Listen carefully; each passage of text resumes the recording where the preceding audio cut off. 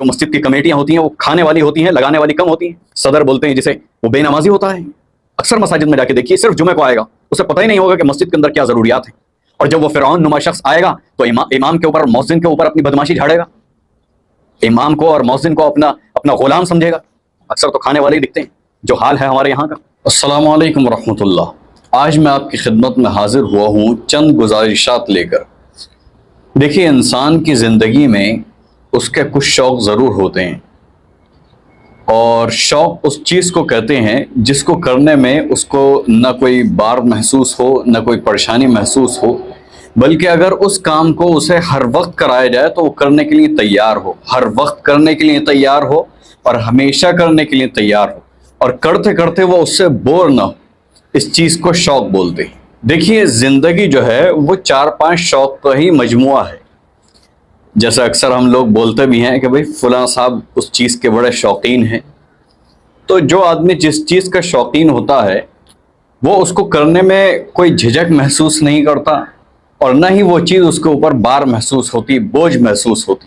آج میں آپ کو 5 ایسے شوق بتانے والا ہوں کہ جن عادتوں کو آپ اپنا شوق بنا لیں تو آپ کی زندگی بڑی ہی سکون کے ساتھ گزر جائے گی.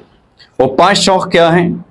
نمبر 1، کوئی ایسا شوق پال لیں جس کے ذریعے آپ حلال روزی کما سکیں، حلال روزی آپ کے گھر میں آ سکے اور آپ کے اخراجات اس سے پورے ہو سکیں. نمبر 2، کوئی ایسا شوق، کوئی عمل ایسا ہو جس کو آپ شوق بنا لیں جس کے ذریعے آپ اللہ سبحانہ و تعالیٰ کے قریب ہو سکیں، اللہ سبحانہ و تعالیٰ کی قربت آپ کو مل سکے. نمبر 3، ایسا ایک شوق جس کے ذریعے آپ مخلوق کی خدمت کر سکیں، اللہ سبحانہ و تعالیٰ کی جو مخلوقات ہیں اس دنیا کے اندر ان کی خدمت آپ اس شوق کے ذریعے کر سکیں. نمبر 4، خاموشی کو شوق بنا لیں. اور نمبر 5، علم حاصل کرنے کو اپنا شوق بنا لیں. اگر یہ آپ 5 شوق پال لیتے ہیں، یہ 5 شوق، 5 اعمال کو اپنا شوق بنا لیتے ہیں، تو یقین جانیں آپ کی زندگی بہت آسان ہونے والی ہے. آپ کا شوق ہے کمپیوٹر سائنس، آپ اس کے ذریعے پیسہ کما سکتے ہیں. آپ آن لائن اگر رہتے ہیں، بعض آن لائن ایسے طریقے ہیں جس کے ذریعے آپ پیسہ کما سکتے ہیں. آن لائن شیئر مارکیٹ ہے، اس کے اندر آپ انویسٹ کر سکتے ہیں. جو کمپنیاں حرام کام نہیں کرتی ہیں یا حرام پروڈکٹ نہیں بیچتی ہیں یا حرام کاموں میں اپنا پیسہ نہیں لگاتی ہیں، اور ان کمپنیوں کے جائز کام ہیں، چاہے وہ کھانے سے ہو، کپڑے سے متعلق ہو، چاہے وہ کنسٹرکشن سے متعلق ہو، کسی بھی چیز سے جو جائز اور ضروریات سے متعلق چیزیں ہیں، ان کمپنیوں کے اندر آپ پیسہ لگا سکتے ہیں. آپ ڈاٹا سائنٹسٹ بن سکتے ہیں، اور آپ تجارت کو اپنا شوق بنا سکتے ہیں. تو بہت سے ایسے اعمال ہیں جس کو آپ اپنا شوق بنا لیں اور اس کے ذریعے آپ حلال روزی کما سکتے ہیں. نمبر 2، اللہ سبحانہ و تعالیٰ کا قرب حاصل کرنا. اس کے لیے کوئی آپ ایسی تسبیح مخصوص کر سکتے ہیں، چاہے وہ 30 کلمے کی ہو، چاہے وہ درود شریف ہو، چاہے وہ استغفار ہو، چاہے مغرب کے بعد اوابین کی 2 رکعات یا 4 رکعات یا 6، 10، 12، 8، جتنی بھی آپ کے اندر استطاعت ہو وہ آپ اپنا معمول بنا لیں. سب سے بہترین عمل تہجد کا ہے کہ آپ تہجد کو اپنا معمول بنا لیں. ایک ایسا کوئی عمل ہو، دینی عمل، جس کو آپ پابندی سے کریں اور اس کے ذریعے آپ اللہ سبحانہ و تعالیٰ کے قریب پہنچ سکیں. نمبر 3، مخلوق کی خدمت. مخلوق کی خدمت بہت طریقوں سے کی جا سکتی ہے.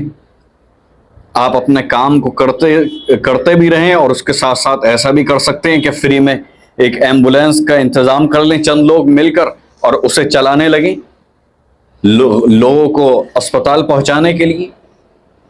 یا آپ کوئی ایسا عمل کر سکتے ہیں جس کے ذریعے لوگوں کو فائدہ پہنچے، چاہے وہ آن لائن نیک باتوں کو پہنچانا ہو یا آپ آن لائن کسی اور نیک کام میں مشغول ہو جائیں، یا لوگوں سے اچھے طریقے سے مسکرا کر بات کر لیں. محلے کے اندر جو لوگ ہیں ان کی خیر اور خواہی کرتے رہیں، ان کی خیریت معلوم کریں، ان سے پوچھیں ان کو کوئی ضرورت تو نہیں، کسی کو کوئی سامان منگانا ہو یا کچھ بھی ہو. محلے کی مسجد کی خدمت شروع کر دیں، محلے کی مسجد کی کمیٹی کے ممبر بن جائیں اور اس کمیٹی کے اندر دینے والے بنیں. آج کل تو کمیٹیوں کا حال آپ کو پتہ ہی ہے کہ جو مسجد کی کمیٹیاں ہوتی ہیں وہ کھانے والی ہوتی ہیں، لگانے والی کم ہوتی ہیں. بہت کم لوگ ایسے ہوتے ہیں کمیٹی کے اندر جو لگانے والے ہوں، اکثر تو کھانے والے ہی دکھتے ہیں. جو حال ہے ہمارے یہاں کا کہ ہر مسجد کا جو سرپرست ہوتا ہے، کمیٹی کا صدر بولتے ہیں جسے، وہ بے نمازی ہوتا ہے. اکثر مساجد میں جا کے دیکھیے صرف جمعے کو آئے گا، اسے پتہ ہی نہیں ہوگا کہ مسجد کے اندر کیا ضروریات ہیں، اسے معلوم ہی نہیں ہوگا کہ مسجد میں کیا چیز خراب ہے اور کیا چیز صحیح ہے اور کس چیز کی ضرورت ہے. اور جب وہ فرعون نما شخص آئے گا تو امام کے اوپر اور مؤذن کے اوپر اپنی بدماشی جھاڑے گا، امام کو اور مؤذن کو اپنا غلام سمجھے گا. یہ تو خیر برائیاں ہو گئیں، سماجی برائیاں. تو آپ اس کے اندر خیر خواہی کے لیے اور مسجد کی خدمت کی نیت سے آپ مسجد کی کمیٹی کے ممبر بھی بن سکتے ہیں، یا پھر اپنے محلے کے اندر یا شہر کے اندر بہت سی ایسی تنظیمیں ہوتی ہیں جو خدمت خلق میں لگی رہتی ہیں، آپ اس کے ممبر بن سکتے ہیں اور اس کے ذریعے بھی کام کر سکتے ہیں. اور یہ بھی نہیں کر سکتے تو آپ کبوتروں کو کھانا کھلائیں، بلی کو پانی پلا دیں، کتے کو کچھ گوشت کے ٹکڑے لا کر دے دیں، اسے کھلا دیں. گائے ہے اسے کوئی گھاس ہے یا کوئی ایسی چیز ہے جو وہ کھا سکتی ہے، وہ اسے کھلا دیں، جانوروں کی خدمت کر لیں. تو بہت سے ایسے اعمال ہیں جس کو آپ کسی بھی ایک کو یا کسی چند کو ملا کر اپنا شوق بنا سکتے ہیں اور اس کے ذریعے آپ مخلوق کی خدمت کر سکتے ہیں. چوتھا شوق ہے خاموشی. آپ علیہ الصلوۃ والسلام کا ارشاد ہے کہ جو چپ رہا اس نے نجات پائی. آج دیکھیے فیس بک ہو یا ٹویٹر ہو یا سوشل میڈیا جو سائٹ ہیں، اس کے اوپر ہر آدمی مفتی بنا بیٹھا ہے، ہر آدمی عالم بنا بیٹھا ہے، ہر آدمی ڈکٹیٹر بنا بیٹھا ہے، اور وہ لوگوں کو زبردستی دوسروں کے اعمال کو جانچتا ہے اور اس کو کسی نہ کسی اعمال کے اوپر فورس کرتا ہے. لا اکراہ فی الدین، دین کے اندر زبردستی ہے ہی نہیں. آپ کا کام بات پہنچانا ہے، منوانا نہیں ہے. معذرت کے ساتھ ہمارے جو مدارس کے طلبہ ہیں انہیں دیکھیے کہ فیس بک کے اندر کوئی بھی مسئلہ آئے گا سب سے پہلے رائے دینے کے لیے بھاگیں گے. آپ کے اوپر اللہ سبحانہ و تعالیٰ نے آپ کو مکلف نہیں بنایا اس بات کا کہ آپ ہر بات میں اپنی رائے دیں. آپ ایک ڈاکٹر ہیں اور آپ جو ہے وہ کیمسٹری کے اوپر اپنے جو ہے رائے دینا شروع کر دیں. ایک عالم ہیں آپ اور آپ بایولوجی سے متعلق اپنے رائے دینا شروع کر دیں. آپ ایک انجینئر ہیں، آپ لوگوں کو دوائیاں بتانا شروع کر دیں.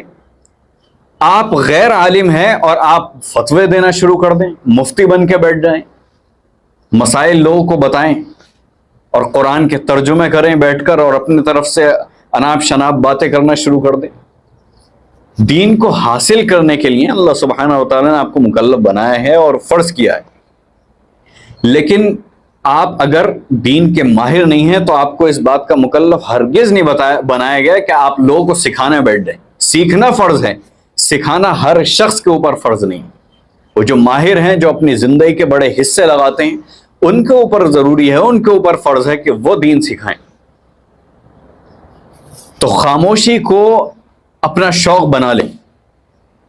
ظاہر ہے کہ جو خاموش رہے گا وہ نجات پا جائے گا.